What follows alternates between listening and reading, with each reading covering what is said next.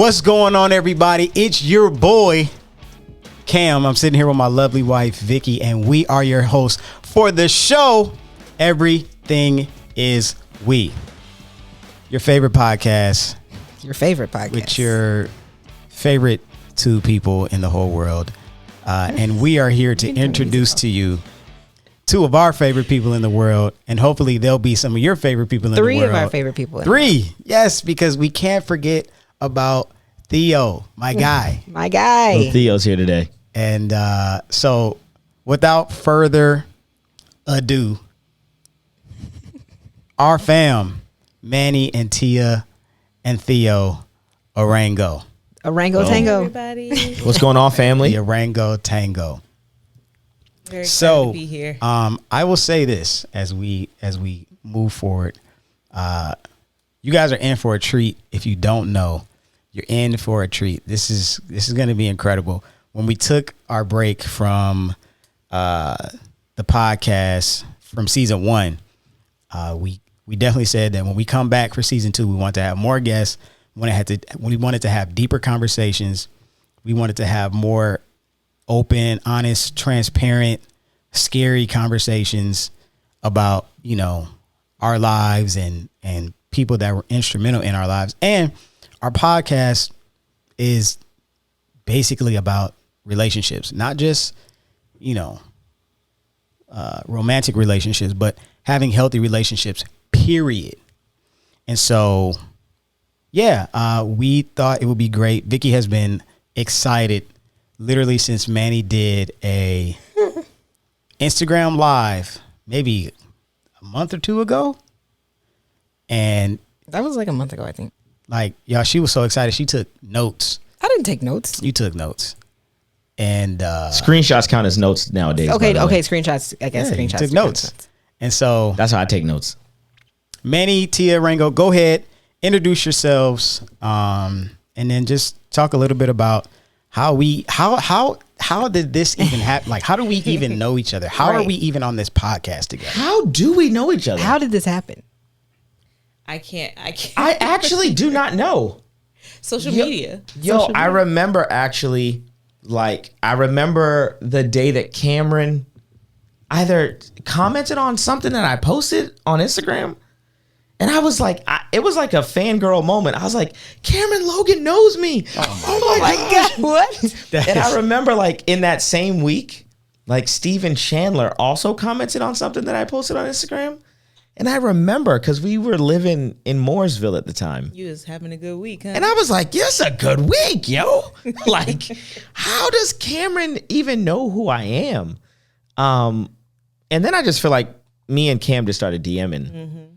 It's easy. I feel like it's easy to get to know me. I go deep really quickly, right away. Mm-hmm. I'm like deep conversation, no small talk.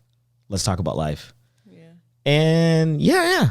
I think, were me and Cam cool before you and Vicky? I think so. I don't know. I really don't know. I can't remember. This is the problem with these internet friendships, man.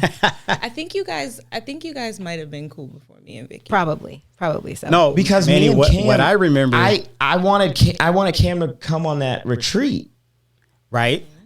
But and even before that, Manny, we were gonna get to know each other. Even before that, Manny, I remember we were on our anniversary trip. We were in the Dominican. And that's the first time I ever remember us having a back and forth DM conversation. Oh yeah, you were really excited, and I was like, I have no idea who you're talking about. I was like, she was going crazy. She was like, what? Because I was going crazy. I was like, yo, man, he's hitting me up. He. I was like, okay, cool, awesome. It's He totally sent me mutual. some very confidential information, about the space that I was feeling like God was kind of pushing me toward. And I was like, why would he send me this? And we just started talking. Yeah. And ever since then, that was 2019? 2020. Yeah. Probably 2019. Because the retreat was. No, it was 2020. It was literally right before was the pandemic. Yeah, it was right before the pandemic. Right. Yep, right before the pandemic. But yeah. Hey, slowly but surely, an Instagram relationship turned into an Instagram friendship. And now one of these days we have to Right, meet we in still haven't person. even met in person. That's what's I crazy. know. It's crazy. But I feel like you guys are close friends of ours, so Aw, same. you know. We feel the same. Same. And then Tia was she was supposed to come to Chicago with me that time, but blame Tia, she was fake. Oh, pregnant? Were you pregnant? I'm pretty sure I was pregnant, and I was She was. She was not definitely pregnant. traveling. Oh 'Cause yeah. it was after I had traveled. Yeah, while yeah, yeah. pregnant. And had a I scare. had a scare, and I Yeah. was like, I'm staying home. Yeah. So okay, we don't blame Tia. No, never mind. Thank you. But yeah, we're super excited. We love your podcast.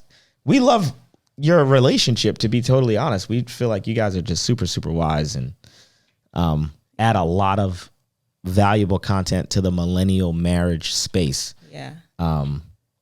Yeah, because I think as a generation, we're still trying to figure out how to be married and how to do relationships. And so Yep. we're grateful for this content you guys put out. Yeah. Thanks. We appreciate that.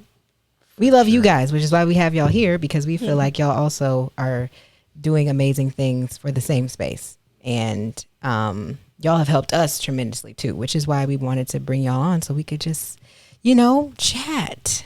Talk it out. Let's talk it out. Talk it out. Yeah. So, And we're still figuring out the whole parenting thing. So that's why our son's here with us. listen. We We love don't it. have like Listen, a babysitter on this is deck a yet. We're not testimony. like You ain't advanced. Come got on. to explain a thing. Yeah. He's a pretty good kid. So Zoom in on the sun. he should be good. Hopefully this whole time. So fancy. Right. All right. So let's go. I guess that was our little intro of how we met. I mean, do you have anything else you want to add before we? I mean, I'm probably gonna be like really deep because like I'm like, I don't know, not that I'm emotional, but like I kind of am emotional are because they came in our lives at a pivotal point. Like I was going through crazy transition and Yeah. like believing God for crazy stuff. We in our marriage, like especially us being PKs, we always go through seasons where we have a bunch of friends and we think like, oh man, this is lit. This is it. And then, And then they all give it some time. And then it's like, you have no friends. And then like, now I feel like God has literally placed people in our lives for like a specific, it was literally after I read the book, Relational Intelligence by Darius Daniels. Where Wow. like God literally started putting like specific people Very in specific. my life, like to deal with very specific needs that I had and that I needed that I didn't know I needed. Mm-hmm. So like for Manny, like Manny came in my life where I thought it was gonna be like he was gonna be like I'm gonna just be real. I thought he was gonna be like a ministry friend, Mm-hmm. like someone. Hey man, this is how you do it. This is what you. Hey, and like come to find out, like we were dealing with some of the same things as a couple. And we'll get into that later. So yeah, y'all came in our lives at a pivotal point, and it's for me, I always like can judge like a good relationship and good friendship by like if wifey is down, I'm mad friendly. I can be friends with anybody. That means I don't like nobody. This is so no. It's the same with us. That's like Manny. It's the same with us. I think I really liked Tia because she doesn't like a lot of She people like that, reminds you and of you. that's how I am too. It's like I don't like everybody. So if I like you, I really like you. Wow. Yeah. Yeah. It takes me a minute. It takes a minute, and I really like that about Tia. That's why I was like, yes, she understands. She's using discernment. See, I appreciate that. I appreciate the I am discernment. friends. Everyone gets a shot with me. Nah. I'm same way. Everyone gets a shot. Seriously, I love how we I'm balance super open. our men out. That is a message in itself. But For So sure. yeah, No, so really I do. was feeling that. I thought it was gonna be a faith, like friendship relationship. Ended up being deeper, and like as we can, I'm like, bro, now he's inviting me to this couples retreat with people I've never met before, and I'm looking at the names on the list, and I'm not like a starstruck person. I'm like, bro, why is he inviting me to this? That didn't work out. He was still like introducing me to people, just crazy stuff, and I'm like, bro, this guy is like incredible. Like, you don't meet black people that are literally like willing to put literally you on. putting you on, like not even like, yeah, man, I got this young brother that's under me, and I believe that God is calling him to be the next generation. Like, no, it was just like, yo, sorry. like, yo, this one of my really good friends. Like, bro, he's dope. You should meet him. It was genuine. That's the thing. Like, that's it's it. Genuine. No preacher talk. Like, right. And then, like, you started Arma. I fell in love with Arma before Arma was Speakeasy. I'm like, bro, this dude is wise beyond his years. Started Arma. I started taking Arma. And my wife, like, started falling in love with biblical knowledge and wanting to know more about. And I'm like, okay, God, I see you, dog. And That's really encouraging. That's I mean, so honestly, encouraging. truly, like, you changed the way that we look at the Bible for real. Like, yes, literally. Yes. Yo, And that we're is PKs. mad encouraging. Yeah. Because there was obviously Tia remembers this moment, like halfway through the summer, we had serious conversations about stopping Arma. Wow. And like told you him just not never, to. Tia told me not to. Like, you just never know what's going on behind the scenes, right? So like, I don't know the impact that it's really having on people's lives, but we genuinely felt like, no, don't shut it down. We chose to not shut it down. Since the day we made that decision, we've doubled twice since then. It was like, this isn't fruitful. We're super frustrated. And then it was like, we doubled and we doubled again. And it's like, to hear that it was having an impact before there were like hundreds and hundreds and hundreds of people like on the platform is just encouraging. Cause I was like, we can quit.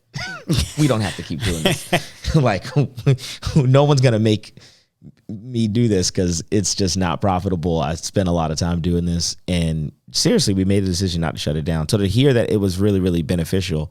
And the thing with networking camp, like, I was just being myself. Like, I don't believe in a scarcity mindset. I believe in an abundance mindset. I believe that there's more than enough of anything that anybody could ever want or desire. There's more than enough. There's enough jobs to go around. There's enough opportunities to go around. There's enough potential spouses to go around. Like, I don't believe that we're playing musical chairs, right? So there's, 10 of us and only 9 chairs and we got to compete and fight. Like, I genuinely don't believe that. I believe that there's an abundance of everything. And so to me, to introduce you to someone or to, I don't know, to live open-handedly, that's second nature, I guess. Like, I'm not even thinking, oh, that's a special thing. And dude, it's funny because most of my friends are PKs, and you don't, like, PKs help me more than you would never get it. Like, dude, I wanted to be a PK my whole life. So I don't know why you wanted to. No, because I started preaching at 12 and my dad was a crackhead. You know what I'm saying? So when you start preaching at 12 and your dad's on drugs, the most positive male role model you see is your pastor. Yeah. Yeah. And then all of my pastor's kids were preaching and in ministry. And I was like, dang, man, if I could live with someone who could teach me how to preach, that would be amazing. And who I'm not ashamed of, who's respectable. And my whole life, I have been a David. You know what I'm saying? David don't come from royalty, but I've made friends with Jonathans. I've made friends with people whose dad is the king, and I've made friends with PKs, and I feel like we've had such a healthy friendship. Not just me and you, but so many of my friends that are PKs have, helped me to understand ministry in a way that I haven't, and vice versa. And I've become a breath of fresh air because I'm first generation. And so I think in the kingdom, it's a really, really important relationship for PKs and non-PKs to be ministry friends and to be friends, because the reality is that my son is going to be a PK. Right. And the way that I'm going to learn how to navigate that is my friendship with you. Yeah. So it becomes very, very reciprocal. And yeah. Anyway, I could talk for a long time about PKs and why I think that the relationship between non-PKs and PKs are just really, really, refreshing and important and mutually beneficial. But wow, that's not what we on here to talk about, right? No, right. Yeah, that's a whole. But yeah. wow, that's deep. I didn't even think about it like that. It's like our life it's crazy. It really is. For sure. It's crazy. But yeah, Whole nother conversation. It's very difficult. It's very difficult. And I had to have grace and learn how to have a unique grace for PKs. My friendship early on with some of my first PK friends, I was like, you got to appreciate your dad, man. Like you don't know what you got. Like, this is gold, you know? But yeah, I think it's really, really good because the grass isn't greener on the other side. It's green where you water it. So it's good for someone from the other side, you know, with the grass you think is green, to have a conversation with you. And it was vice versa. Mikey Thompson really helped me to love my own father, my biological dad, and he was a PK, you know what I'm saying? So it's helpful for everyone to be like, yo, it's easy to think that, you know, your grass wall is greener than my grass wall. But the reality is that there's cameras and lights and to help everybody be sober and love what they have. So it's been really good. From one powerful segment to the next. Right. Because originally we had y'all on. Well, I mean, we're talking about relationships still, but absolutely. My first reason to have y'all on here was because Manny was talking about singleness, and we were talking about, you know, the importance of building relationships with people and why people are struggling to have those types of relationships, like strong, healthy relationships. But I also, was this yesterday? I think this was yesterday. I don't know. Tia was preaching yesterday on Instagram. Well, re-preaching something she had already preached before she had Theo. And I was like, ooh, I got to add this in there because it got my gears going. And, you know, once I start typing stuff, I'm in. So there's two things we definitely wanted to talk about. Definitely relationship building and tying back to our previous theme that we've been talking about, which is fertility and our struggles with having children. And we wanted you guys to kind of share about that as well. Not necessarily like, you don't have to tell your whole story. They can go follow y'all for that. If you want to, you can. You can do whatever you want. But mainly we just wanted to talk about like the faith aspect behind it and how I really wanted to talk about changing perspective because Tia said some really great things about perspective. And I think that's so important because it speaks to a lot of different, if you're in a different phase of your life, it still speaks to that because you have to have that kind of perspective regardless of what you're going through, right? So yeah, whichever one we want to dive into first. You guys decide which one we're going to dive into first. Y'all decide. Do you have thoughts? Go ahead, babe. No, I brought these to the table. So let's talk about Tia's post. Okay. I need to I was hoping you were going to say fertility first. Okay. Because fertility is going to make everybody like us. And then when I offend people, when I talk about singleness, then they'll like me already. So let's deposit before we withdraw. Let's do the positivity. Okay. I like that. Before you just start yelling. Wisdom is the principal thing. Manny can yell quick. So we're going to go soft first and then there we go. I love it. As they're holding their miracle. Okay, go ahead. Yes. Okay. What'd you post? Oh, okay. I posted 2 years ago, which is a little bit before we went to go do IVF. It was like 4 months before that. Wait, what did I post? I posted about perspective. Like, I probably can find it fast because it's right here. You want me to? I'll just read it. It says, his goodness is not dependent upon his yes. I can't box his goodness into my timeline or my needs. He's just good. That's his character and his nature. Even in the greatest seasons of my life, it'll just be a peek into the fullness of his goodness. He is good in every sense, in every season, in every high and low. The lows don't negate his goodness. In fact, they teach depth and expose different hues of how good he is. His goodness shines in the darkness if I let it. And that was in the middle of me being like angry that I have to do IVF. Because I wanted it to just be a miraculous pregnancy. I wasn't trying to stab myself 200 times and pay $15,000 to have a kid. I was just praying that God would just make it happen naturally. And that wasn't his plan. And I was just personally determined to believe that God is good, period. And because I kept catching myself being mad and thinking less of God because my situation wasn't what I wanted it to be. And I was checking myself like, yo, who God is not dependent upon me. Yep. And what I want. He told me who he is in his word, and he said he's good. Yep. And that's it. You know? And it was me writing in faith and also challenging myself and believing it through frustration and tears that, yo, God is good. And even if this never happens, I'm going to believe he's good. Because I'm not going to lose, like, the battle of infertility and lose my faith. One's gonna stay intact. You know what I mean? Right. Yeah. So, yeah, I was just determined to believe he's good. Yeah. That's so good.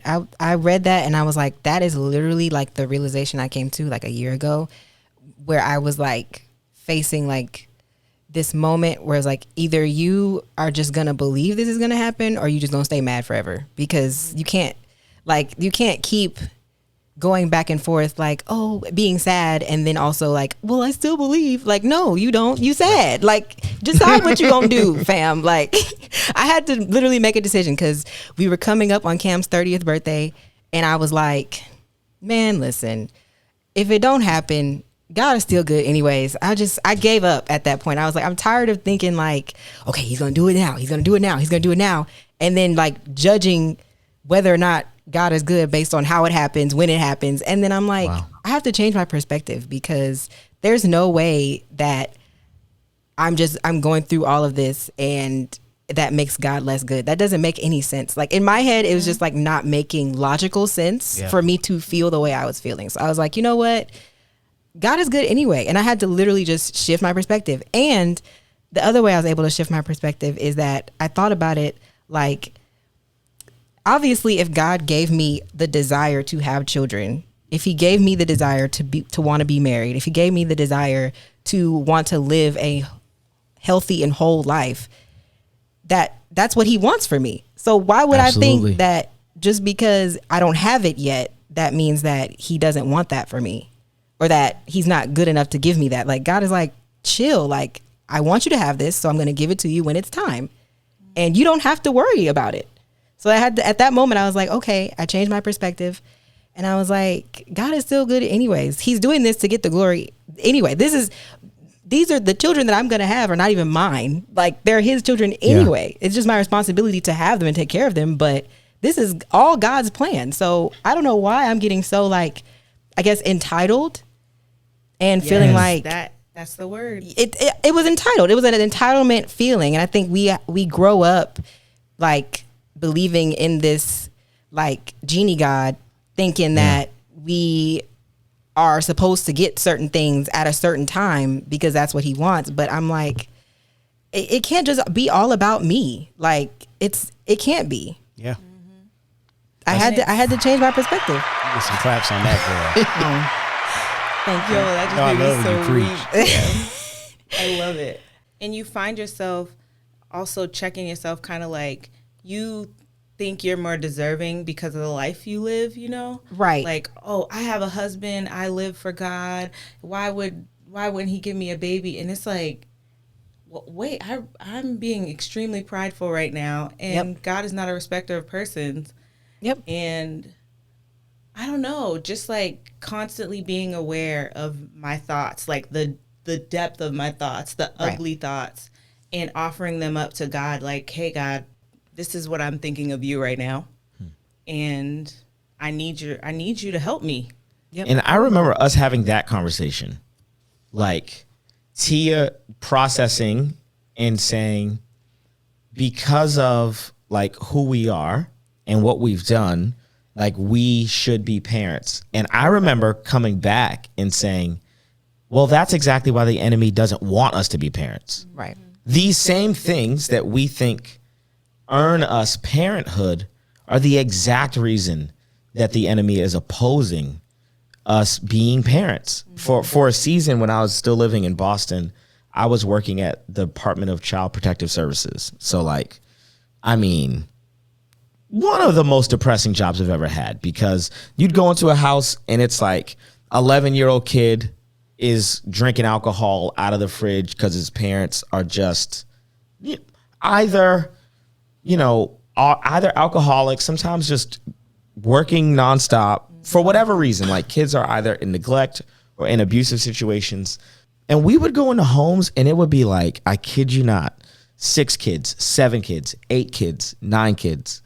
And I remember this is back when I realized that the words in Hebrew for fruitful and multiply are not the same words. And that we had to make a decision not to just multiply, because we were focused on multiplying. We wanted more Arangos, but the goal was to be fruitful. And we were fruitful before we were ever fertile. Like just fruitful. And the fruit of the Spirit is love, joy, peace, patience, kindness, goodness, gentleness, self-control. Like we know what fruitfulness looks like. And I remember there were distinct moments where Tia was like braiding girls' hair, like braiding our friends' daughters' hair, or planning for our friends' baby showers, or running Mother's Day for the entire church. And I remember standing back and going, we've won the battle of fruitful, because the enemy wants us to be spiteful, bitter. He wants us to be bitter. Resentful. He wants us to be comparing, you know what I'm saying? And the reality is that the enemy wants people to multiply before they're fruitful. That is his goal. The enemy's not attacking people who serve his agenda with infertility. Are you kidding me? Every time we were at a fertility clinic, the people who were in the waiting room were Christians, leaders, pastors, upstanding citizens, like people who are making a positive contribution to society, because the enemy will. And I remember you being really like personally like, I can't believe this, because there was a family member that we have that we're like, she pregnant again? Are you serious? Like, Bruh. She don't take care of none of her kids. Like, you know what I'm saying? I'm not gonna say this person's name, but I remember you looking at your phone and getting the notification like they're pregnant again and just rolling your eyes, and me saying, well, babe, like the enemy does not need to attack craziness with infertility. He wants craziness to multiply. He wants dysfunction to multiply. He wants anything that is toxic to multiply. What he doesn't want to multiply is fruitfulness. Yeah. And he wants people who are very unfruitful to multiply. And he wants to keep fruitful people from multiplying. When I realized that was the spiritual dynamic of what was going on, that helped me with the entitlement. It helped all of those feelings of like, because entitlement's pride. It's I deserve this. Look at what I've done. It's almost like you stopped pointing your finger at God or shaking your finger at God and like, okay, pointing your finger at the enemy. Like Exactly. I see. 100% right. My dialogue with God is I was saying we deserve children, and God was saying, no, your good works have made you eligible for this fight. You don't deserve children. You deserve this fight. Because God says about Job to the enemy. Have you considered Job though? Mm-hmm. God brings up Job. That's the point where I'm like, nah, God, keep my name out your mouth. Like, come on. Nah, why you gotta recommend me for battles? Yo, what's going on? Right, like I ain't asked for this. Yo, I was good. And so because sometimes our thoughts and our feelings, it's not that they're wrong, they're just incomplete. Yeah. And we have to go, okay, how do I take these thoughts and these feelings and process them to their completion so that I can, so they can become fuel for my prayer life and fuel for the fight and fuel. Yeah, but I was like, the devil's a liar. Mm-hmm. We gonna have kids. We gonna have kids, man. You certainly was holding my arms up because I was getting tired. It was vice versa. Because after our miscarriage, we miraculously got pregnant, right? I remember Cam was one of the first people I told. We miraculously got pregnant, and then we lost the baby. We had a miscarriage. And when we lost that baby, yo, I was angry. David prayers, imprecatory psalms. Like such a nerd. Yeah, I think after that happened, for 24 hours, y'all, I'm not even gonna hold you. I'm not even gonna lie. I was like, Islam is looking kind of good. I was like, I don't know. I can't do this no more. Buddhism sounds really great right now. It sounded good. You know? And, after 24 hours, I came back to my senses and I was like, yeah, I want to do IVF again. Yeah. That was I don't know, switch. Man. That was the switch. Like at that point, because I was like, nah, I'm good. Like, what are you talking about? We just emptied our savings account. Okay, number one, we just spent all of our money. And I was saying at that point, I cannot believe that we miraculously got pregnant and then God couldn't keep a baby's heart beating. Like, what in the world? Like, I mean, I was angry and I felt like I would have rather never have gotten pregnant. Yeah. Tia, okay, Saint Tia over here. Okay, show you Tia. Woman. Okay, Tia said, "I'm grateful that we even ever got pregnant. I cherish the 6 or 7 weeks that I got to spend as a pregnant woman." And I remember looking at Tia's face and going, "Oh yeah, who is this?" Right? Not because you've never said things like that before. You're a very deep person and you love the Lord. But it was just kind of like, oh, you're challenging me wallowing in my pain because I just want to wallow in pain. And I threw myself into working, which is how a lot of men mourn. That's how a lot of men grieve, is we just throw ourselves into work and distract ourselves. And I realized at that moment, that was like around my birthday. The miscarriage was like in April. March. And then my birthday is July. By the time my birthday rolled around, Tia wanted to like record a YouTube video. And I was like, why? And I realized that Tia had actually processed. And instead of distracting herself with work and projects, she actually sat with her feelings and she processed them. And I had not. And so at that point, I processed the way that I processed in the way that I knew how. And I did a 40-day fast. And I figured out in that season that Jesus says to really his haters, he says, the disciples right now, they're not fasting, they're feasting because the bridegroom is with them, but there will come a day where they will fast. And I realized in that verse that fasting was attached to mourning, that fasting helps you to grieve. And I'd not grieved the loss of that first baby. And that 40-day fast set me up so that when we did IVF again, I felt like we were like on the same page. Like equally strong. It felt like we were going into a battle together. Like neither of us was dragging the other person along, right? Like we were both very, I don't know, I just felt like our faith was both on 100, like when we did IVF the second time, which was necessary because there were so many complications the second time that we did it. But that's getting into a lot of our story. Yeah, we talking a lot. Sorry. Okay. No, it's okay. No, that's so good. That's so good. A lot of times, like we as married couples go through this battle and there's like a slight assumption that it's the woman that has the issue. And really, it's a 50-50 like chance. Like exactly. The world looks at it like, oh, what even, and here I go. Even in church culture, the prophet would come to the church and prophesy on the woman. Yep. God is about to command you to blah blah blah and blah blah blah. And like whole time, like it could have been me the whole time. And in your case, like I'll let you talk about your case.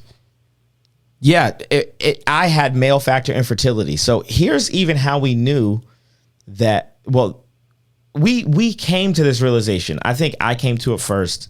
And then I remember the conversation where Tia came around. So the reason that I knew that IVF was what the Lord genuinely wanted us to do, like this was like a God ordained thing, is because the first time we went to get checked, a normal sperm count's 40 million. 40 million. I had 12. Now, this is the point where I always say not 12 million. 12. Okay. 12. 10 plus 2, 12 disciples. Okay. A dozen. Okay. 12. Wow. I had 12 sperm. In normal's 40 million. Not 1,200, not 12,000, not 12 million, just 12. Jesus. We didn't even qualify for IVF. Qualify for IVF. Really? Our doctor was saying no. It would be too high of a risk. You would waste money. You wouldn't even get pregnant. Yeah, this was Dr. Walmer at Atlantic Reproductive. And I remember sitting in his office and I was just like, there's nothing we can do. And he had introduced the thought of ICSI, but he was saying even then it's risky because 12 is just so low. So I went to New York. I went to Chris Durso's church. William McDowell was preaching. And my man starts preaching on Hannah and Penina. He starts preaching on a barren woman. And I'm sitting there and I'm going, I'm a barren man. This sermon is for me. And I mean, at the end of that sermon, I was in tears. And he kept sharing miracle stories. People getting out of walkers, getting out of wheelchairs. Like he's just talking about the culture of his church. Man, I'm just like, God, I need to do a miracle. The next week we go back to the doctor and my sperm count for no reason goes from 12 sperm to 500,000. Wow. Okay. So at that point, I'm like, wait a second. God could have made it go. If God can make it go from 12 to 500,000, God could have made it go to 20 million. He could have made it go to 30 million. He could make it go to 40 million.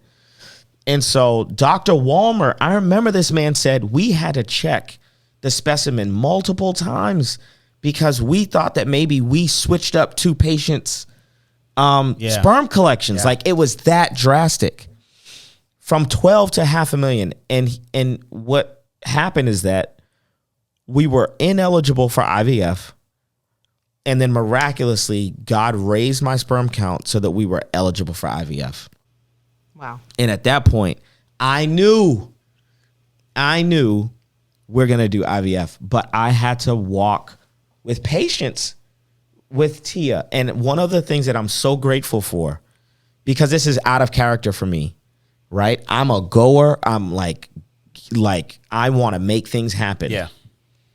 I did not pressure, force, or like make Tia do IVF. I wanted IVF to be our decision. So it's funny that like the theme of the podcast is everything is we, because I remember one time Pastor Andy called us and I remember Pastor Andy asking Tia, if you were the one who was infertile, would you take the shots? Would you do the shots? Mm-hmm. And Tia was like, I was like, of course. Of course. And PA then said, well, you are the one who's infertile because you're one. Yep. You and Manny are one. Everything is you are the one who's infertile. And I think we were already going to do IVF. Like our conversations had gotten there. Mm-hmm. But I feel like that conversation with Pastor Andy kind of pushed us over the ledge and made us go, yeah, we are. Like, number one, as someone who wants to protect Tia from random people laying hands on her and touching her womb, oh my God, which is mad weird and so weird. I hate that. Oh my gosh, mad weird. It happens so much. Mad weird. I wanted to be like, yeah, it's me. I'm the one that's infertile to protect her. Please, so people can touch your womb because no, yo, Manny would say, you want to lay hands on me? Lay hands on him, please, because yep. I'm an 8 on the Enneagram, so I'm like, you want to touch me, bro? You can go ahead, lay hands on me. Because that's mad weird, yo. You want to touch my wife's uterus in church? Like, what's going on, man? A lot of people feel like they gotta touch you. Like, you don't gotta touch me. I don't know, but I think, Cam, that there's a stigma when it comes to fertility and women, because that's the perspective that the Bible is written from. Right. None of the biblical stories, they're not aware that fertility can even be a male thing. Mm-hmm. Yeah. And so because we preach scripture without preaching the culture of scripture. Yep. Right. So, but the same happens in dating, which is actually a pretty nice segue. That's a good segue. Because we love to quote verses without taking into consideration the culture of the Bible that culture being arranged marriage, that culture being women being property, that culture being the average woman getting married is 13, 14, 15 to a man who's 30. So Jacob married his cousin. We're talking be clear. polygamy. Multiple wives. Okay. So I'm very like, when we start lifting Bible verses out of the Bible to apply them to dating, we have to then realize there was no such thing as dating in the Bible. There wasn't. So we have to be careful. Absolutely. I'm going to work 14 years and you going to give me that girl that I'm on. Right. I'm going to work and then you going to give me her and we're going to be married. And like, that's it. And if you give me the wrong one, I'm not going to know, which is always baffles me. Like, Jacob, how do you sleep with Leah and not know that it's Leah until the next day? Don't even get me started on what I think about that story. Bro, it's so weird because it's like, how could you not know that was not the person you asked this? With your eyes closed? Did they have sex with their eyes closed in the Bible? Must have been dark. Well, I mean, there's no electricity. Oh, well, true. She wore a veil. Oh, okay. There's no electricity. Well, that's in true the because virgins did. So that when virgins, that's a whole nother. That's a whole nother thing. I just need. Okay. Okay. Bring us back, Lord. Bring us back. Yes. But back to the. Bring us back. But I love this because it's like, Manny talks a lot about nuances and how, because I feel like we've been taught a black and white version of the Bible, and a lot of times we try to apply what we know to modern day and don't interpret it correctly. And even with the IVF, a lot of people ask me for my perspective on it because they want to know if it's actually okay for Christians to do IVF in the first place, because they feel like, some people really feel like that's not faith. If you use science, they feel like, well, you're taking matters into your own hands. You can't do that. And I feel like you need a heart transplant. But some people seriously, some people believe that you can't have a heart. Some people believe that certain surgeries you can't get because you're not having faith. You should allow God to heal you. That's true. It's that extreme. It's that extreme. Where me and Tia grew up, Christian scientists are big, and you would think that they like science, but they actually don't. And there have been multiple court cases where the state of Massachusetts has taken people's children. Wow. Because a kid will get diagnosed with cancer. The parents will say, no, based on our religious beliefs, they cannot get chemo.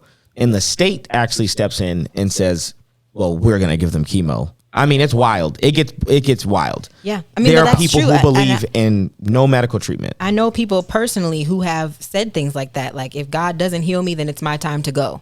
If God doesn't do it, then it's not for me. And, I feel like in modern day, we have to apply faith and biblical knowledge to like getting to actually know what God really said about something instead of just what we've grown up hearing, or like, what people have preached to us before based on what they believe, and it's not necessarily like actually what God is. Like, God can use anything. If he couldn't use anything, he wouldn't be God. So why would we even doubt that he can? Commentary on IVF in the Bible, right? It didn't exist. It didn't exist. Who do we give credit for in terms of the intelligence of doctors? Right. Who do we credit for that? Right. That's not God. I don't understand. Of course, we would say, of course, it's God. Well, my biblical conclusion would be it's God. God uses man as the vehicle, absolutely, to bless people, and like this is just what I believe. That's what we talk about on this podcast. That God uses people. You'll get favor with God and man. Like, how else would you get favor from man if God does not use them, give it to them? So right. That's just how I believe. So I think that was so important for you to talk about that, because when we did our infertility episode, which is the most transparent episode that we've ever done, it was great for both of us. Even though we had talked about it, we're living through it. You know? We're still living through it. And a lot of people think that's weird that we even talked about it before we got pregnant. Well, because we did the same thing. But the reason why I wanted y'all on here is because y'all did the same thing. That's another reason why. And I liked that because I remember watching that video after y'all had the miscarriage, and I was like, I love that Tia didn't cry. I don't know why that made me, because you were speaking from such a like a positive place. Usually when you watch fertility videos of people who are still going through it, they're crying and they're, and it's like, that's not encouraging to me.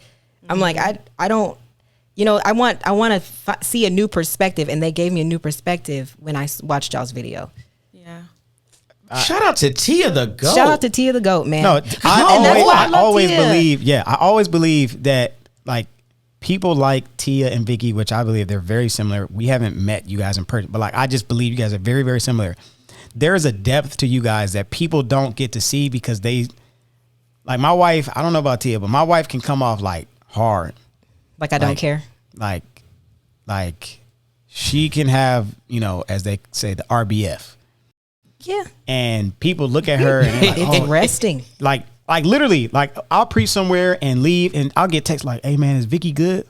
Yeah, bro, she's super I just wanted to go sit in the car. That's just how she is. Like, I'm gonna talk to everyone at the church. She's gonna go sit in the car and wait for me. Like, it's just she good, bro. I'm ready to eat. I'm hungry. And people take that side of her and think that she's not spiritual and she's not deep and she doesn't think deeply and she doesn't critically think and have a personal relationship with God. And it's like, no, like when she speaks, you're gonna be blown away because like this girl, she be thinking. You know what I'm saying? Let me put that in other words for you, Cam. Because she doesn't fit into their stereotype of spirituality. Because I don't meet their expectations. Yeah, people create, and this is just church. It just is what it is. Religious movements, including church, creates a mold of something we can then recognize. Yep. Yeah. So if you don't talk a certain way or speak a certain way or hoop a certain way or holler a certain way or whatever that way is that people are used to encountering God, pastors, preachers, pastors' wives, ministry, whatever.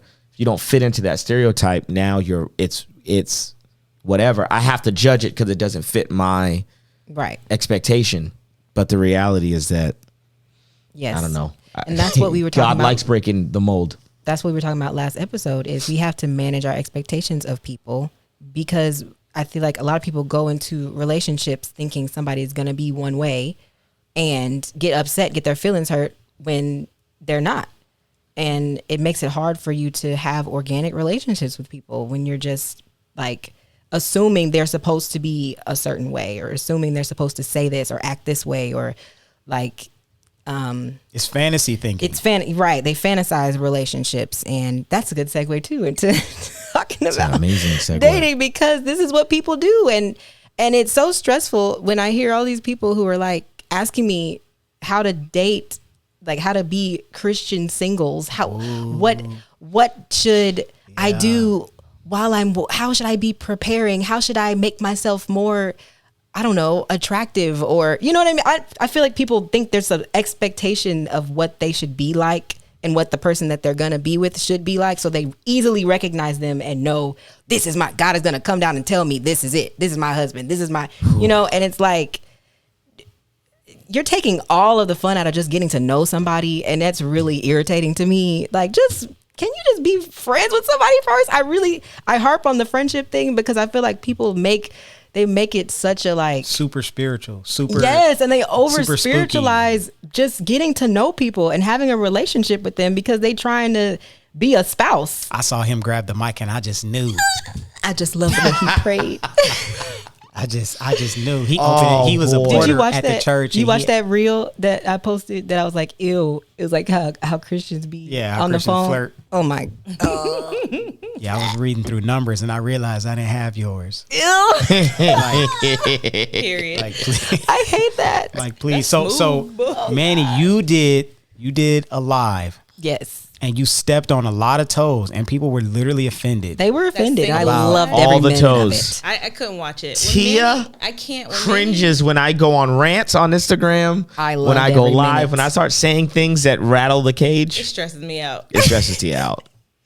No, but the other thing that I love is because Manny is so like in your face. I'm going to say what ruffles feathers and makes people uncomfortable.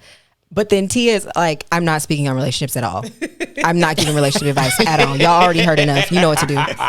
You know what to do. You know how to do this. Like, I'm not giving any relationship advice. No. And I'm like, oh, I need them on the podcast because I just love this. Because sometimes I go through comments and questions that people ask and I'm like, why would you act like, not that people are slow, but it's just like some things I feel like you shouldn't have to think so hard about that. Like, maybe it's just me. But I be feeling like Tia sometimes, like, I don't want to give no more relationship advice because it's already number one. So many people out here who have completely exploited single people.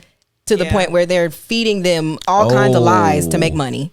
Wow. And y'all paying for their conferences and stuff. And I want y'all to stop. Relationship is trash. And they get divorced 5 years later. So I really don't have time for that. And that's another reason why I wanted to kind of like, I was like scared to do this podcast. 'Cause I'm like, I don't want to be one of them people who have, you know, the platform and who's just predatory upon single people. It's predatory. It's very predatory. Wow. And I feel like it's not fair. I've never heard it put that way, actually. No, that's facts. That's facts. It's so facts. That is facts. And it irritates me. But then it was that was also one of the reasons why I wanted to do this podcast. Because I'm like, people need to see that it's so not this corny. Like loving somebody and being married to them is actually really not all of these like 5 steps that people make it. You know what I mean? Like it's genuine. It needs to be genuine. So yeah. So anyway, go ahead. So Manny, I want you to give us some nuggets. I'm so mad at y'all for this. Oh boy. And Tia has to be here while I do it. This is great. Yes, absolutely. Okay. I can say 2 things. Okay. Okay. I'll put the camera just on me. So T's like, I'm not a part of this. okay, here's the first thing. Let's separate what God can do and what God likes to do. So what's possible versus what's preferable. We know what God's preferences are because we have a Bible. We have a whole book where God begins to reveal to us what his MO is. What are the things that he does over and over and over again? Can he speak through a donkey? Yes, he can. But he'd much rather speak through a pastor than a donkey, because we know in scripture, we have way more moments where God speaks through a prophet or a pastor than through Balaam's donkey. So can God tell someone who their spouse will be? Yes, that can happen. And that does happen. That actually happened with me and Tia. God revealed to Tia years before we ever got married that I was going to be her husband. Now, here's what I always love to tell people. Tia did not tell me that information until we were married. And here's the thing that's probably going to like make people a little upset. I believe, okay, I'm not even going to say this is the word of God or anything. This is my opinion from what I've observed. That I think that if you say things like, God told me you're my wife, or God told me you're my husband, it does 2 things. Number one is it's spiritually manipulative. That's just number one. Absolutely. Because now, what is my response to this?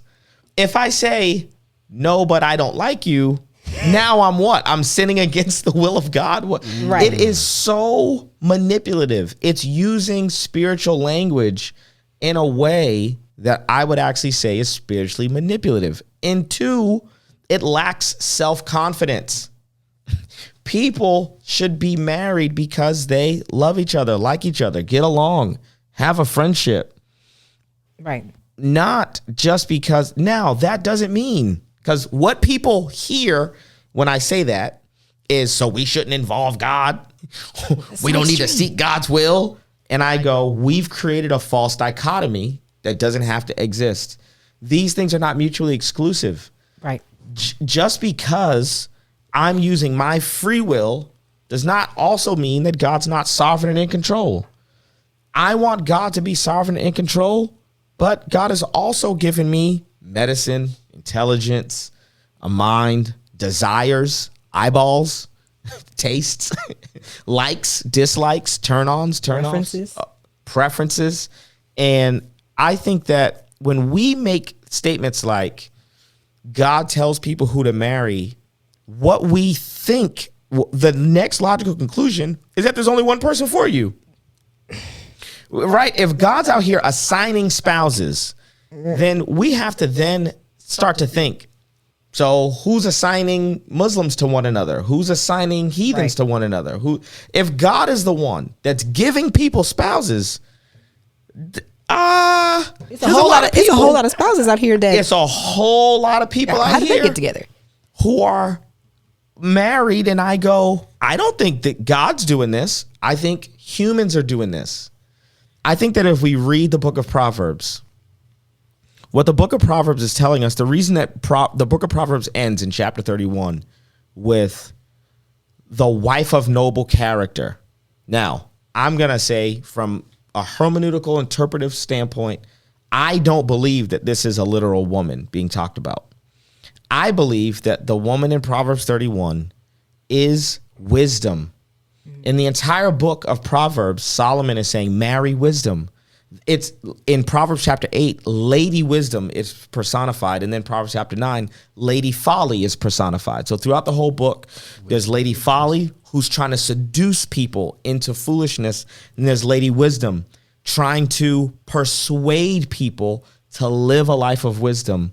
And what we see in Proverbs 31 is that when you marry wisdom, you will then attract a spouse that will actually fulfill all of these things as a part of life. Yep. Which means that Proverbs 31 can be applied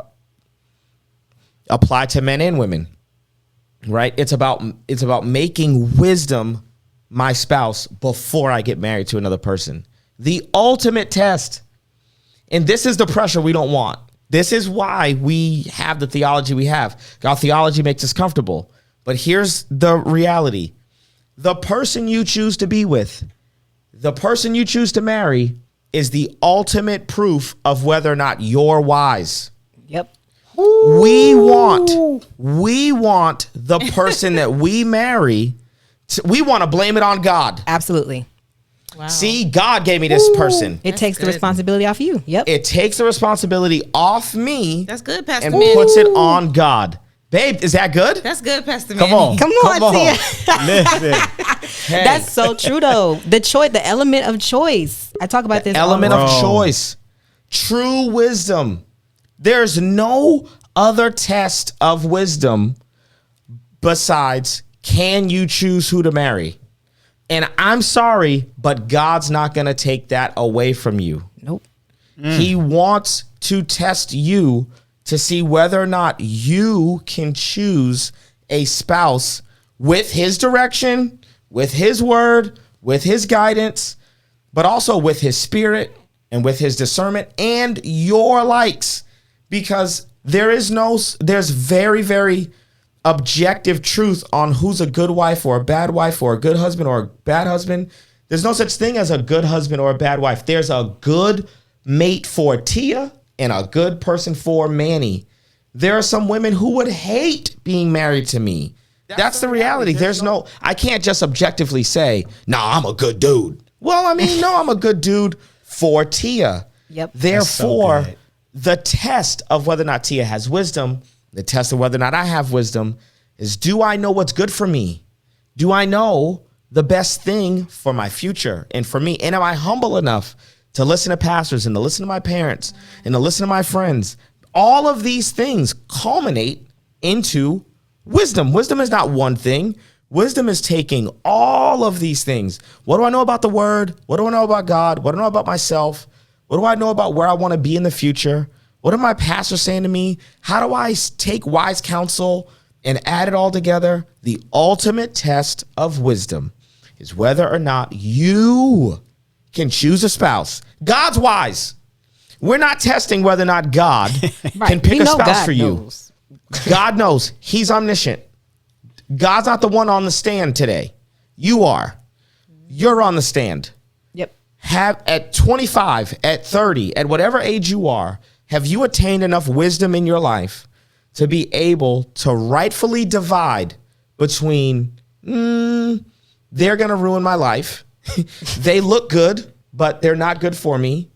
Or no, this is the person that I should spend the rest of my life with. And it's a choice. And if you're wrong about that, that says something about you. It doesn't say nothing about God. Pause right there. Pause right there. Pause right there. Pause right there. I want to bring up something here in what you said. Okay. I was watching some relationship experts do a TED talk. She was saying that the reason why it's so difficult for people to form formidable relationships is because people wait until like premarital counseling. And she was like, it's actually too late then, Because what happens when the pastor or the marriage counselor says, y'all can't work together? Like Exactly. This ain't gonna work Y'all already because sent you out the chose invites. wrong. Yes. Yes. And now what you're saying, you're actually bringing scripture to a worldview that some of these marriage counselors, they didn't necessarily say they were saved, but Right. But when she said what she said, I was like, that's actually powerful, because I just know in our church several times when my parents was like, they would come home and they're like, yeah, they're not gonna work, and I'm like, well, like he didn't already bought the ring and like Exactly. and they're like, listen, next session they would tell them, y'all not gonna work, Yeah. and they be like, what? They would go off, get married anyway. And they didn't work. 5, 6, 7 years later, Of course. Yeah. Of course. because you Because chose wrong. we think that prayer and I'm not saying those things are not important. Me and Tia pray. I prayed before I asked her to marry me. But it works in tandem. But it with, works like, in tandem. practical Exactly. wisdom. Yes, Exactly. Yep. The same. We prayed before we did IVF. We still did IVF. Still had to go find a doctor. Still had to get the shots. Yeah. You know what I'm saying? So You still have to do the work. And I don't want to get too nerdy, but the worldview that we have, the worldview, is actually not biblical. It's Greek. It's Platonic. Plato created a worldview where the physical world is bad, evil, wrong, and the spiritual world is pure and good. And what happens is the church has adopted this worldview that's nowhere to be found in the Bible. And especially in Pentecostal context and in black contexts. So if you're black and Pentecostal, you got this double bad. So I'm sorry, because the roots of African American religious experience in America is bound up in slavery.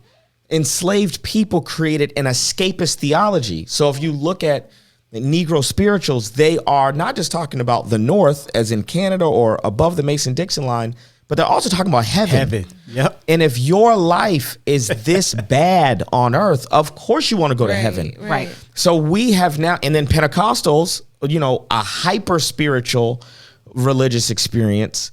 Pentecostal people want to go to heaven with their clothes on. You know what I'm saying? It's very like, and I like to remind people, well, the Bible is very earthy and carnal. And you can't read the book of Song of Songs and conclude this is about Jesus in the church. Well, that's actually pretty disgusting. Actually, that's gross. If we conclude that this entire book of the Bible is about Jesus in the church, then Jesus is doing some nasty things with the church. And Jesus actually didn't have multiple breasts. But think about it. We're so uncomfortable with humanity. Yep. We're that uncomfortable with humanity that we'd rather spiritualize a book that's about oral sex, orgasms, and fluids flowing.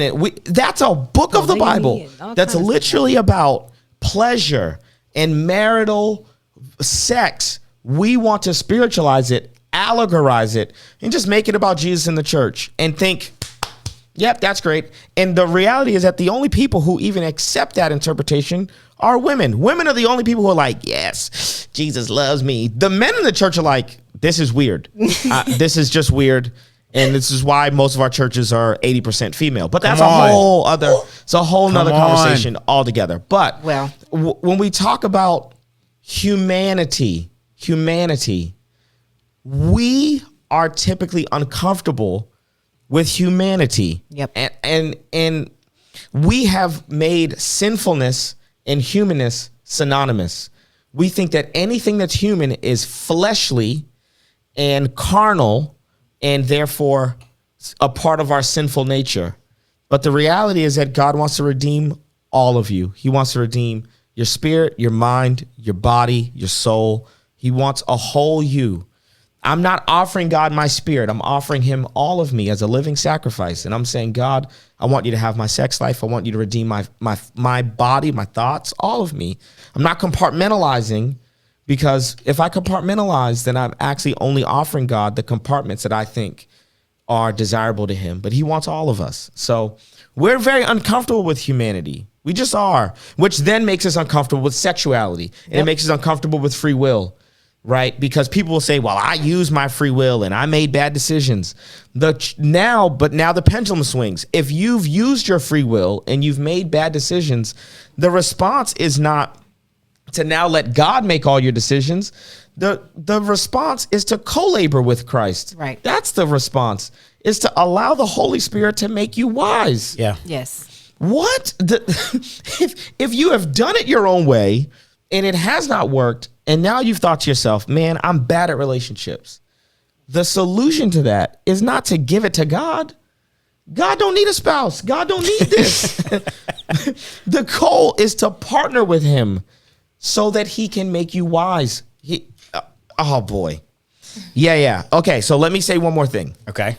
There's another wrinkle that I'm going to throw at everybody. Okay. Wrinkle it. We've got some hand claps and stuff like that in the chat. So yeah. In church, it's very popular to say things like, I'm dependent on God. Dependent. And I think we say that, and I think there's a difference between what we mean and what we're saying. What we're saying is, I need God, and I'm acknowledging my need for him. But the reality is that no good parent wants dependence forever. No good parent wants you to be dependent upon them forever. God actually wants an interdependent relationship with you. Mm-hmm. He wants to have a relationship where he's sustaining your life, but that you have enough wisdom to make some decisions for yourself. That's a healthy parenting relationship right now. Okay. This little kid is completely dependent upon us. Yeah. He's dependent upon us. He cannot survive without this woman mainly. It's 70% you, 30% me. He cannot survive without us. If he were 18 and we still had a bottle, if this little joker was 17 years old, time to get a license, time to drive himself, and we're still bottle feeding him, you would say, y'all are weird parents. Okay, God is a parent. We like to have a baby to mom relationship with God for our whole spiritual journey. And at some point, God weans us off the milk. And he says, it's time for you to feed yourself. Yes. It's time for you to choose some things for yourself. It's time for you to have free will. It's time for you to go through some battles and some fights and some trials and some tribulations. It's time for you to be mature. Yep. That doesn't mean that we are no longer dependent upon him. It means that we have an interdependent relationship where he sustains my life, but I have to choose some wisdom. And Theo wants to talk. Hey, buddy. We don't mind. You hear this guy? No. Good job, Theo. All right. He may be pooping. We don't know.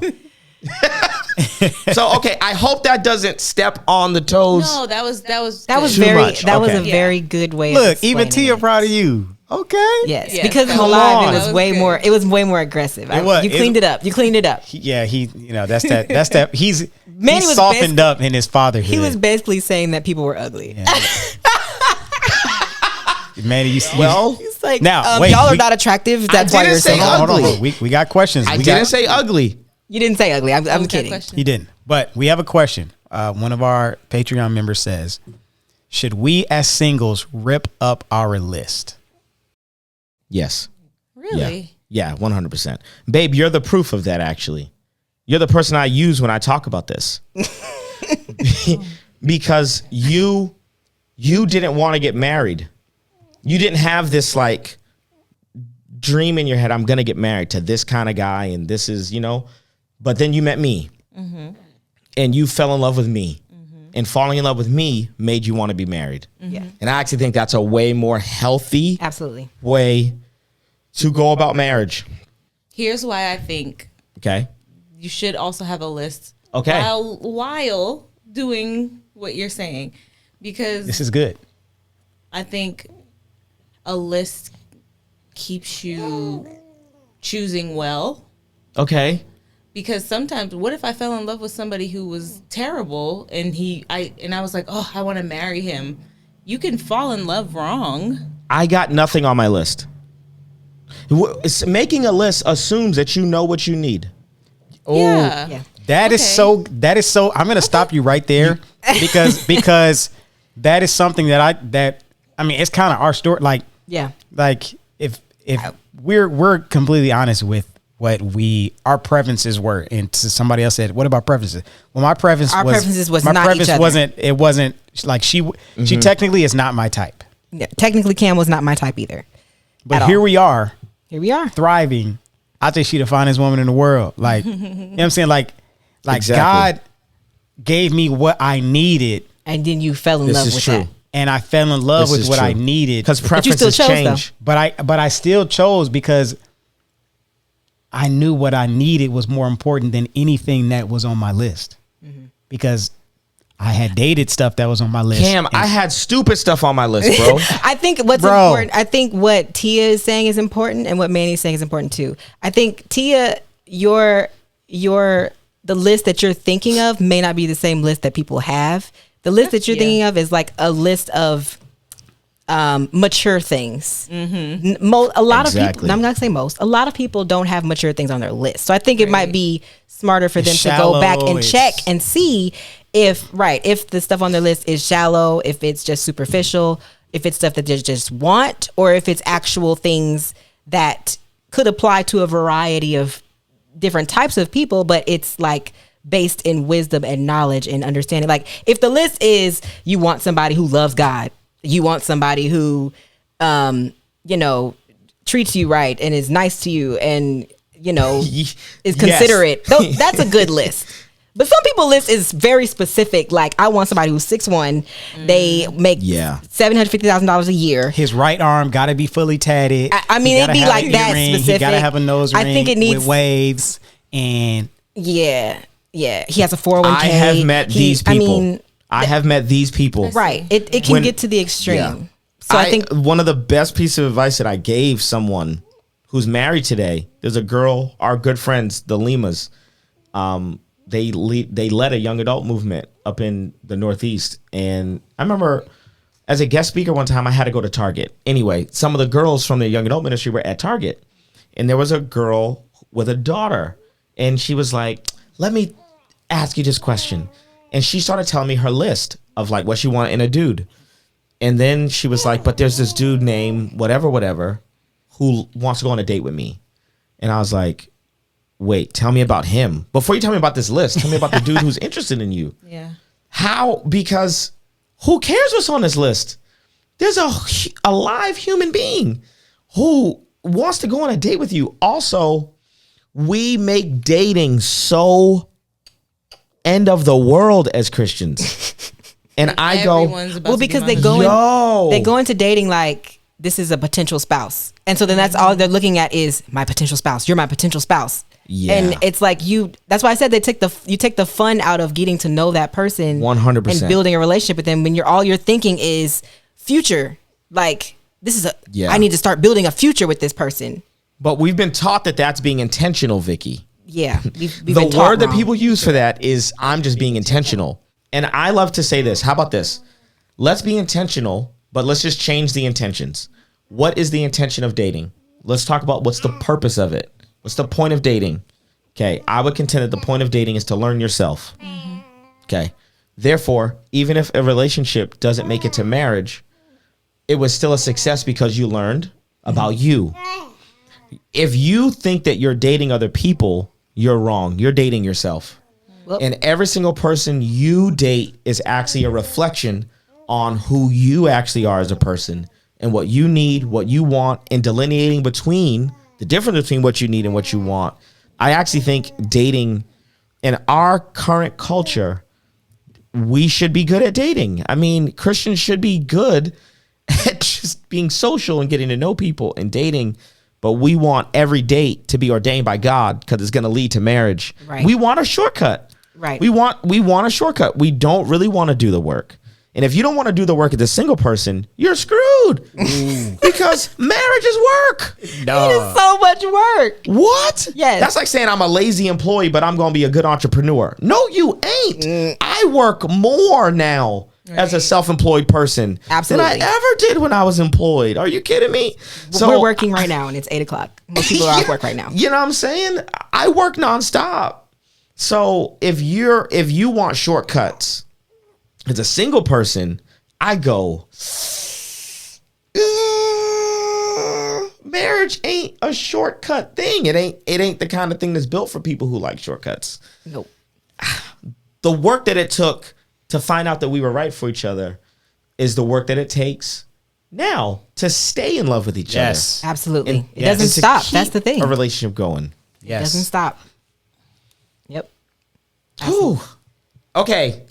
Am I ruffling feathers too much? Am I still okay? No, this You're is doing good. great, Manny. All the Okay. comments are good. I'm actually You said really this is proud great. of you because this is not nearly as bad as your rants on Instagram. So I'm very Yeah. proud. Hey, you know, on Instagram, I got to get the views. You know what I'm saying?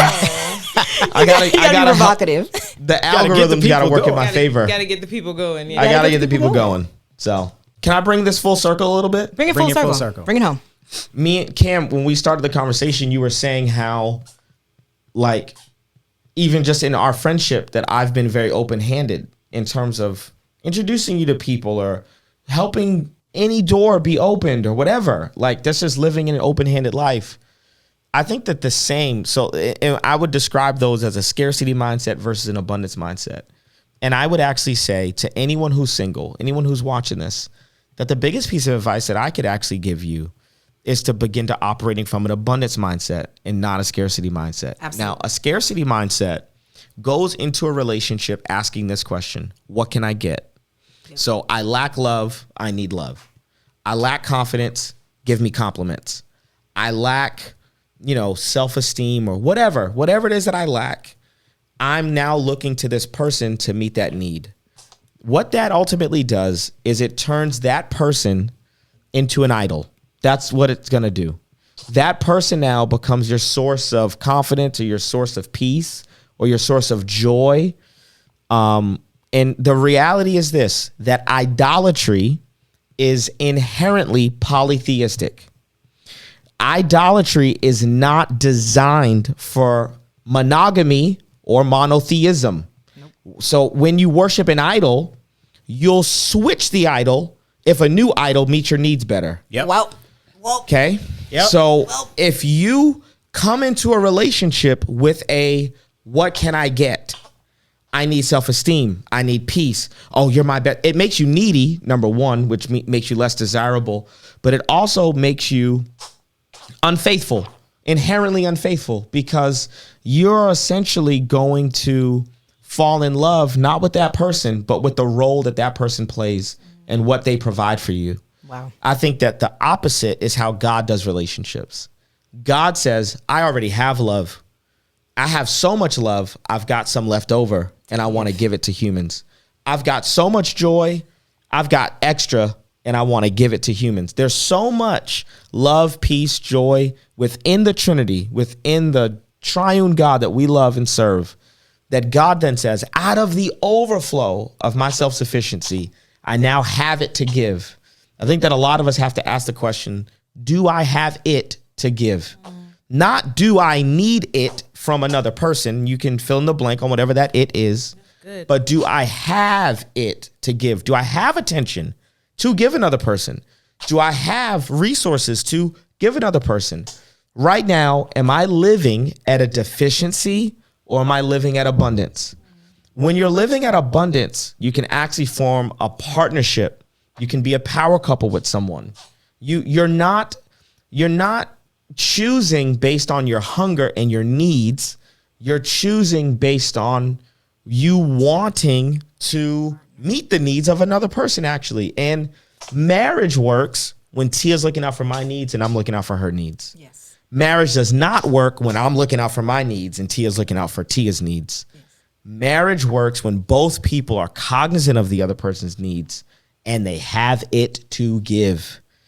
The biggest question you have to ask is, what do I need to do from now up until the moment I want to get married where I begin to have it to need? Cam, if I were desperate for speaking engagements, I wouldn't have it to give. I wouldn't be so Right. easily pulling out my phone like, yeah, man, you need to know this person, this person, this person. But because it starts out as a mindset, but then it's a reality. Like, there's just an abundance. Like, I have an abundance in my life. This is why friends kind of have to be, for a certain extent, equals, right? It's very hard to have a peer relationship with someone that's trying to be on your level. It's why our friendship actually works, is because neither of us feels like, oh, you're taking advantage of me or I'm taking advantage of you. It's both people aren't looking for what they can get. They're looking for what they can give. And that is the basis of a phenomenal dating relationship, a phenomenal marriage, a great friendship. And both people have enough. They have their needs met. And they're like, man, I want to give something away. I want to meet your needs. How can I help you? Man, and I meet so many people. And this is where I think the list comes in. They have a list of what they want. Right. They don't have a list of what they have to give, what they have to offer. Yeah. And I think the better list is what do I have in abundance? If you need a woman to make you secure, make you feel like a man, you operate at a deficit, and she'll never be able to live up to that. You're always going to be disappointed. Operating out of deficits. So operating out of deficits, not just in mindsets, but also in reality. Like it's both. It's both. The mindset has to change first, though, for you to actually get out of whatever deficit you may be in life. Right. But I think that is. That's good, Pastor Manny. Come on, Tia. That's very good. I'm getting a lot of love from Tia today. Listen. We love to see it. We do. We love to see it. I love that because it just reinforces what we've been preaching this whole podcast. The everything is we mentality. It's not coming into this relationship asking, what can you do for me? What can we do for each other? It goes back to the whole equally yoked thing. You can't get into a relationship with somebody wanting them to hold you up all the time. That's not fair. Yeah. Not at all. That's selfish. And we have a lot of people who are taught to be selfish. Our culture, society teaches people to be selfish. Yes. And to get what they want. And then two people trying to do that, that's never going to work. Right. So, yeah. Yeah.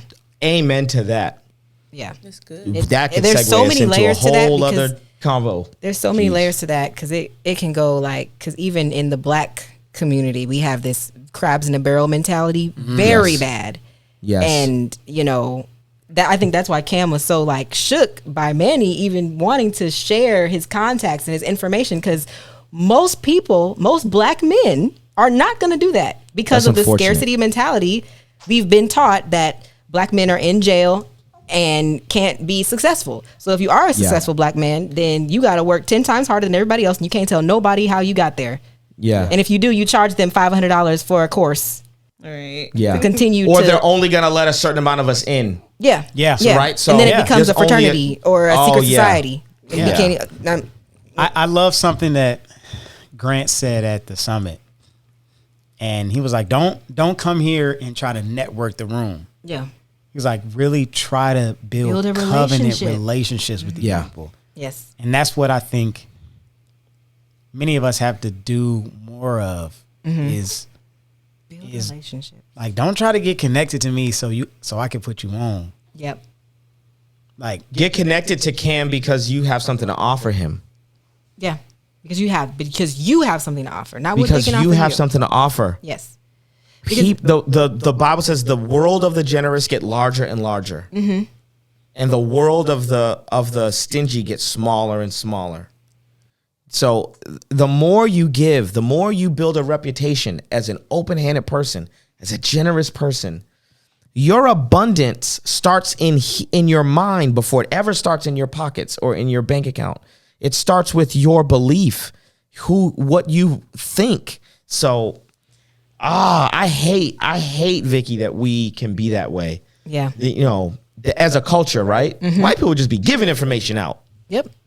They really do. It makes me so sad sometimes because, especially being an influencer and seeing how the influencing world works and how we make money and brands reach out to us and stuff. It's like white people are so far ahead, and it's not just because they're white. It's because they actually support one another. Like in their comments, you see all the people with check marks commenting, and it's like, oh, they're verified. And it's like they all lift each other up and bring each other up together. And then it's like the 3 or 4 black people that do that. But then the rest of us, it's like crabs in a barrel. Like, I'm going to get this deal. I'm not telling nobody else how much I made. I'm not telling nobody else about them. I'm not putting them on or because they might take it. And it's like, y'all, we got to learn how to lift each other up, man. We can't do this to each other. We're not going to get anywhere. Not, especially as Christians in the Christian community. We should be absolutely putting each other on and helping each other out and not looking to, I don't know, like, this is mine. Can't nobody else have it. Like, what? Abundance mindset. Abundance. That really blessed me. Like, I'm over here, like, shook. Because that's faith. That's what faith is. Yeah. Believing that, okay, even if I do give away this opportunity to somebody, I'm going to get one back. Because There's that's always what more. sowing, and that's how sowing and reaping works. We serve an abundant God. There's always more. Yeah. Like, how dare we, like, limit him to our experiences? That's very true. And I think that's very helpful too for single people, because it's like, especially as Christian singles, I feel like people they have the scarcity mindset, like, oh, there's no Christian men out here that it's that you got the last one. I can't tell you how many times people tell me that, oh, you found the last, you got a diamond in the rough. You just found, I mean, they don't even exist. They're not out there. They don't. And it's like, okay, you keep thinking that. You ain't gonna find nobody. Because of the way you think. Yeah. Because of the way you think. Job said, what I fear the most has come upon me. Your fears attract calamity. Yep. Yep. If you say there are no men out here, there are no women out here, those words, you've now released those words. Spoke it. And you spoke that into existence. So of course you're not going to find anything. Yep. You have to begin to declare, I'm going to pray for my spouse every day. I know that my spouse is alive and well and kicking. Even when we were believing God for this little kid, remember one time the Lord just saying, number one, I want you to have kids more than you want kids. That's number one. Number two, I've already picked out your son's friends. So I need him to be born the time I need him to be born. Yep. Let's think about this with Elizabeth. Yep. I literally. Go ahead. Elizabeth and Zechariah. They wait their whole life to get pregnant. They finally preached on this. You said I preached on this? Or Me. we've At a both women's preached on conference, this. yeah. And I remember this. And the revelation is this. Had Elizabeth and Zechariah gotten pregnant any sooner, John the Baptist would not have been available to prepare the way for Jesus. Yeah. Divine connections. He would not have been alive to be the forerunner for Jesus. And I begin to say, I don't know who said this first, babe, me or you. Probably you. That they were not barren.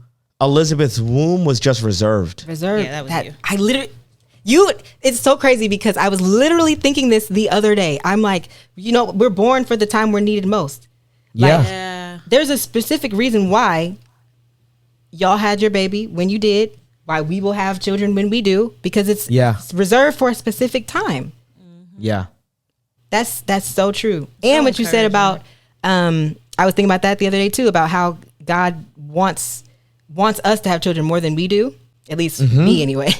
Because I was thinking about this the other day because I'm like, it's not that I don't like children, but I don't like children. And I'm just like, it's so weird to me that this is such a struggle for me. And I'm genuinely like hurt about this, but I also don't even really, it's not that I don't even really want them that bad. So why do I feel like I really have to do this? Because some people are like, well, I don't want children, but I really believe that God wants us to want the things that we want. Like God wants, and this also, to me, it debunks the myth. I don't think maybe it's not a myth. Maybe this is just how I feel. This is how I feel. I don't believe that God wants specific people to be single. Like, not in this day and age. Do you know how hard that would be? Like, I don't think God gives us desires and then puts us out in the world to be tempted or to be like, to want the things that we can't have if he didn't want us to have it. I don't think God teases people. Yeah, he doesn't tease people. So when people say, well, I've been single for this long, maybe God just wants me to be single. No, because you want to be married. If you want to be married. No, that means no one has chosen you. That means, right. And that's what I'm saying. Like, I feel that's like all that means. We sometimes get that negative mindset because we don't have something yet. But it's like, you have to look at it like God wants this for a specific reason. He wants you to have it at a specific time. So just wait to catch up to what he's already doing in the future somewhere. Because it's already happened in the future somewhere. You just have to like catch up to God. And then you'll realize, because God has the bird's eye view. So he knows why it's going to happen at this time. So you just have to have faith for that time to happen. Now, if you get ahead of God and start doing stuff yourself and mess it up, that's on you. But, Vicky, we're similar in this one. Yeah. I think that Tia wanted children like innately Yes. more than me. I'm an only child.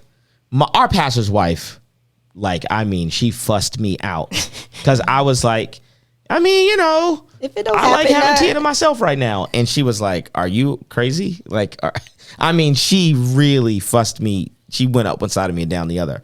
And I remember the Lord saying, your children will bring about your sanctification in a way that you guys being a childless couple will never bring about your sanctification. And I remember the Lord fussing at me like, right now you're selfish. Yeah. Your children will get you to be unselfish. Right now you're this, right now you're this, right now.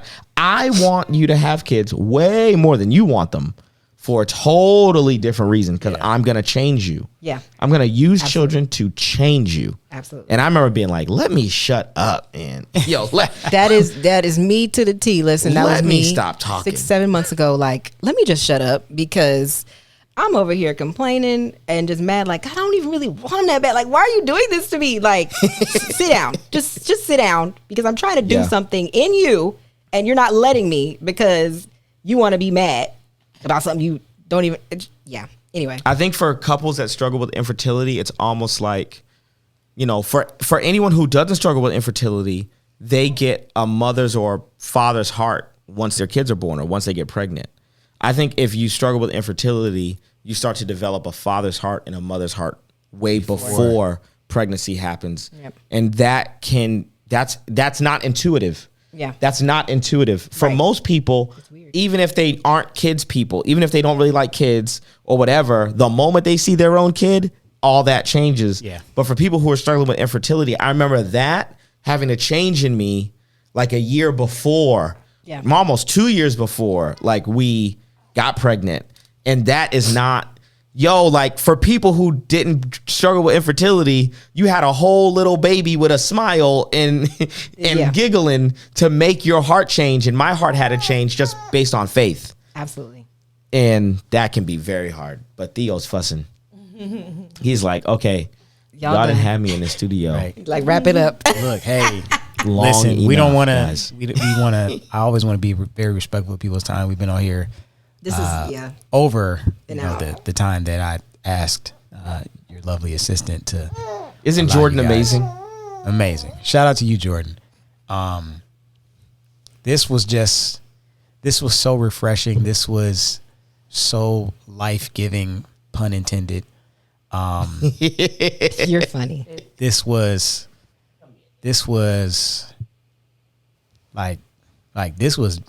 ministry, like straight up. Absolutely. Like in a lot of senses, sometimes I don't realize that we're actually doing ministry until like people say it. But like this is another episode in the episode we did about infertility, like where I really feel like it's like ministry. Mm-hmm. Like absolutely, like something good is gonna like grow from this conversation. Mm-hmm. So I just want to thank you guys for. Yes, thank you. Appreciate it. Coming on here, man. We got Tia that, I know, even though she don't like talking about relationships and we got. I mean, I kind of didn't. You didn't, but you was here. Manny did a good job. You got the woman of God to come out the house, you know what I'm saying? We got to see Theo live with little old us, man. This is great. Theo is just having a blast over here, laughing and giggling at me and talking. Say something. Say something, buddy. You want to say something? Theo, what's the Lord put on your heart? He's like, this heavy breathing is taking me Coming out, I'll close with this. Coming out of the space that we were in 2 years ago where we got invited to another baby shower, and that was the first time I was like, I'm not going. I knew that I needed to. I was like, okay, let me pray. I talked to my dad about it. He was like, yeah, man, you got to pray about that. And now, like literally after that conversation, into 2019, coming into 2020, we meet you guys. Literally, this is 3 couples. I'm not saying this is our route. I don't know what God gonna do, but literally 3 couples that have all done IVF because they've been dealing with the battle of infertility. I don't know what God gonna do. I have prepared in my heart. God, if you say the word, if this is our route, cool. We're doing what we need to do with our holistic doctor to do stuff to right, our bodies right. take care of our actual bodies, make sure, 'Cause I think my that's important as adrenaline well, was absolutely. killing my testosterone, things of that sort. So like when I talked about, it could be the man, like, I got some issues too. Yeah. But just us seeing the fruitfulness and the faithfulness of God through how God has blessed you guys with you guys' little miracle. It's an encouragement to me. It's a blessing. You're literally, Not just us, everybody that's listening. All yeah, the people that have been all the affected. people that are gonna watch, all the Yeah. I just didn't know. I got so many comments from men. Typically, people watch what we do because Vicky has a large following. It's so like 80% women It's that like watch. it's just like the black church. Yeah. 80% women. 80% women. And when I was Taking it seeing back. so many men and even people that I know that I didn't know they were going through that were like sending me private messages, it's like you're legit. Once again, the clip that freaking Jonathan McReynolds and Mally Music used in one of their promotional videos. Yeah, I saw that. You're not alone. Yep. And I feel Yeah, like God yeah. is like literally like punching me upside the head. Like, you are not alone. You're not in You're this not alone at all. alone. You're not the only one that is going through or has gone through the fight. Like, I'm showing you people that, even Mike Todd talked about family, friends, and fighters. Like, we got fighters with us. I know Tia sure. about it, right? Got them hands. Got them hands. You know what I'm saying? Like, we have some fighters, spiritual hands. and God is being super gracious and constantly reminding Cam, like, you got fighters with you. Yep. Yeah. So I You do. just wanted to thank you guys for coming into our lives when you did, and we definitely making our trip up there because Kayla kind of rubbed it in. She was like, "Wait, so I met you guys before Manny and Tia?" Oh did. man. We need. I really wish we were at that I got invited, but then I think I was in Brazil. Yeah. Anyway, I'm Coming back bummed. or- I'm bummed. It's fine. But- It's fine. It's fine. When Cam, guys while are you were in talking, I Dallas, just we'll be able to- remembered, God is the God of Abraham, Isaac, and Jacob. Yes. He works in generations. Yes. And yeah, man, I don't know. When I think about, you carrying the legacy of your dad, I just think, I just don't believe it's going to stop with you. Yeah. And I think that God is the God of Abraham, Isaac, and Jacob. My dad too. and- Jesus. Yeah. It's a heavy. Who's the reason I didn't listen to secular music as a teenager, but that's a whole other conversation. But yeah. Yeah. The day I found this out, Oh that my made, God. I made Here this we go. connection. I lost it. But anyway, all right. You're not the only one that lost it, but You're not yeah. the only one, but yes. So hey, once again, You got us. The Arangos are fighting with you. We love you. Thank y'all, man. Appreciate it. Arango Tango in the building.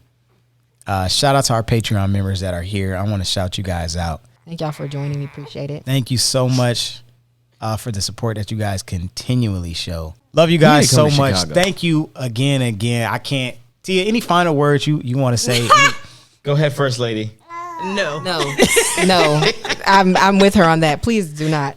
I'll be doing Vicky the same way. Like, come on, babe, give us a word. Give us just one Oh last. my God. I only talk when I have something to say, so That's me. Nope. Please don't ask me to welcome the visitors. I don't want to. Thank you. Period. We're But, going home. All right. Amen. we love you guys though. Thank you We for love you having guys us on. a lot. Absolutely. We've learned a lot from y'all. And thanks for letting us contribute to the convo.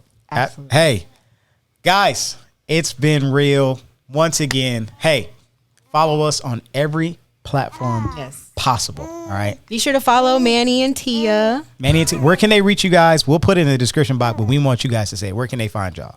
Instagram is where I be at. At Manny Arango. At Manny Arango. At TSC Arango. TSC Arango. And Armor Courses, I plug Armor Courses all the time. All the time. Anytime somebody asks me anything about Bible stuff, I'd be like, y'all just follow Armor Courses. They gonna break that down way better than I would. So yes, if you ever wanted to know anything about what the Bible says and how to break it down in a way that makes sense to you, check out Armor Courses. Y'all, I'm telling you, it will literally change your life. Absolutely. I was on the drive. I'm gonna say this, and I'm long with it. Don't belabor the time. I'm gonna say this. Preachers I have was on the 5 driving closes. range. It's fine. I was on the driving range, and I was by myself, and I had my headphones. It's like, man, I need to be better at consuming the word. Like I had slacked on my armor courses. I'm confessing, and so I had armor courses going the segment on homosexuality, and I was like, bruh, Crazy, right? bruh. So we always plug armor courses because as we get fed, we want other people to be fed too. Absolutely. And we also want Theo to be fed. So go ahead, get that subscription. Feed the wife and children. The more subscribers, the less traveling, and the more that I get is. to Come look at on, this Hey, little come kid on. here. That Listen, is because real. his first ministry is at home. Absolutely. Come Don't on. make me turn on the hoop triggers. No, we don't have time. We don't have time. We don't have time. We don't have time. Thank you guys for Don't tell me tuning you in. have click tracks like on your road Procast. I haven't put them in. I have them on my phone though. I haven't put them in. That's hilarious though. Oh my goodness. Once again, hey, thank you guys so much. Listen, hit us up on Anchor, Spotify, Apple Podcasts, YouTube. Y'all know YouTube fam, y'all be going crazy. And we appreciate you guys. And if you want to be a Patreon member, hit the link in the description box to join the Patreon fam. There's few of them. Oh, but the Bible says one can chase 1,000. I'm not going to do it. 2 or 3 are do gathered. this Okay, amen. Thank you guys for watching. We love you. Bye. Peace. Bye.